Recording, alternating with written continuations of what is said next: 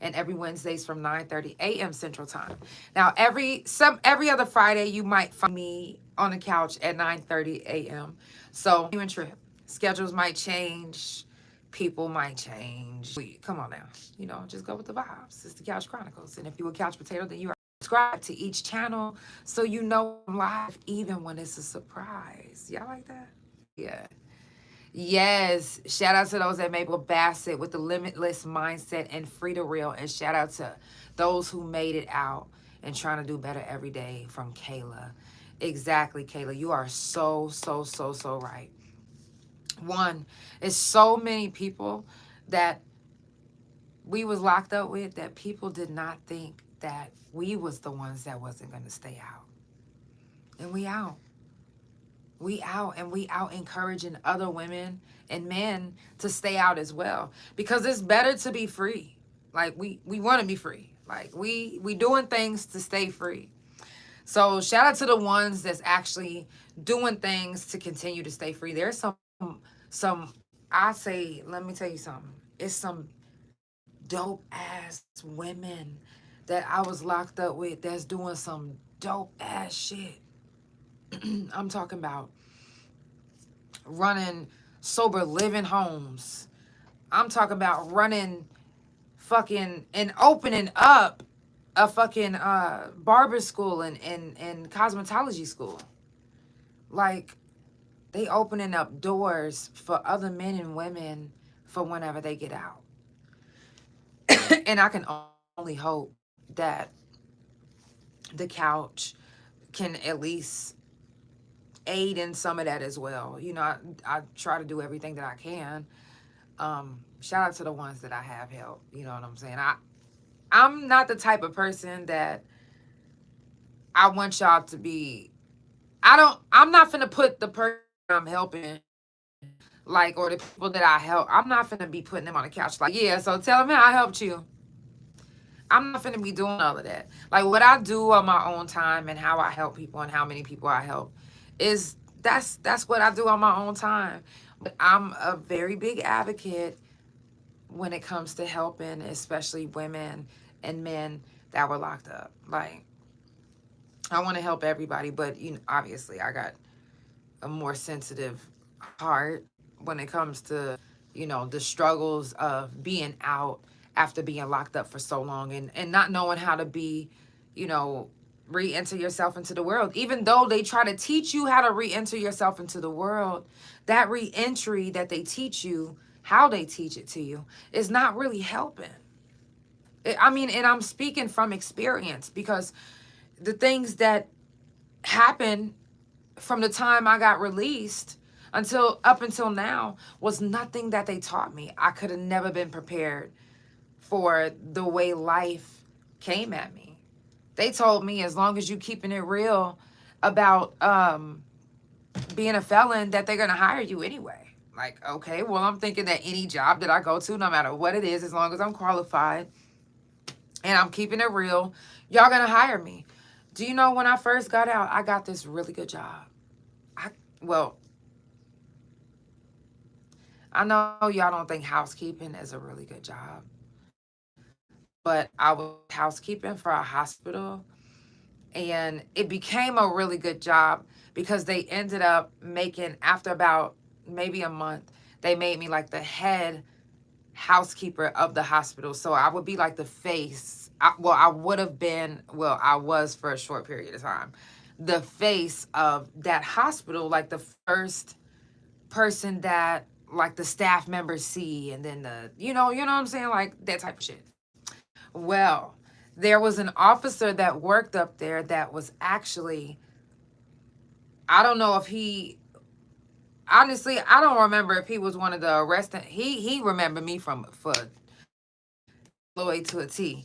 But he was one of the officers that was there when I got arrested. So he tried to make it like he was my arresting officer, but he was not, because I have a picture of my arresting officer, and that is not him.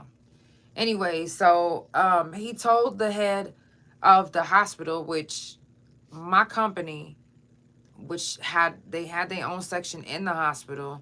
They were a separate company from the hospital, but whoever they hire, they could, whatever. Anyways, so the man went to the higher ups and told them, hey, I was her arrested officer. She's a bad woman. She just got out the pen maybe a week ago, and I had been out maybe a month. But I was just like, damn, there's people that literally, especially whenever you see an officer or a CO that used to work there or somebody that arrested you, they don't try to let it go to let you move on. So for someone who's in the same city that they caught their case in, a lot of times when we get out, we like, oh, I don't want to be, where I caught my case at. I don't want to be in a state where they know me because I don't want them to fuck with me. And we all think that. Well, maybe not we all, but I know for sure I did. And I was like, you know what, I'm gonna go, because I caught my case on 6/1. I was like, I'm gonna go. I don't want to be reminded of me catching my case doing time all the time. But little did I know at that point that I was going to be reminded of prison every day, regardless. I don't give a fuck how well I'm doing in life. I can never stop thinking about the things that happened in prison, the things that I went through in prison, the good things that happened in prison, the good people that I met in prison that I'm still in contact with right now to this day. Like, I still cannot, that's why I always make it a safe space on the couch to talk about all your past troubles, happiness, and everything. You are free to talk about how happy you was in prison, if you were happy. Because I've had some really fucking happy moments. I'm talking about some moments that was like, whoa, like, we in prison? This is where we at? Like, what? Like, literally when we had a concert, and anybody that was there with us, with my wife and I at the same time, then you know that we was in the band. So we was the very first band to perform in front of the whole prison. So it was like, hello, that's dope. That was a surreal moment. To me, that was like my very first big stage. Like, I've done music out here. I've been on some huge stages, but to me, that was like let me think. Like how y'all think of when y'all go to BET Awards and how y'all think of Coachella and all of that. And I think of our concert like that. Like, we literally, I'm talking about people was singing my words. And we wasn't, how did they know? You know what I'm saying? Like, some people did know because they heard us practicing in the band room, and, they'll come hear what we doing. Because again, there are some fun times with some great people in prison. When you building bonds and you trying to get your mind out of the fact that you locked down and locked up and can't be around your family, but you're actually building another family at the same time. Sometimes you build families in prison and you don't even realize it. You don't even realize what's going on. It's just happening so naturally. Because not everybody in prison is out to get you. Not everybody in prison wants to hurt you. Don't get me wrong, there are some people that will. But there are some genuine relationships that you can gain from being or while being in prison. Like, it don't have to be what it is. But come on. Do you want to be in prison like this all day, 24/7, 32/6? Or crying? Because I'm going to keep it real. If you cry way too much, somebody going to beat your ass. I'm just being real. They're going to be like, come on now. Ain't nobody trying to fucking hear all that. You doing this every day? Like, how much time you got?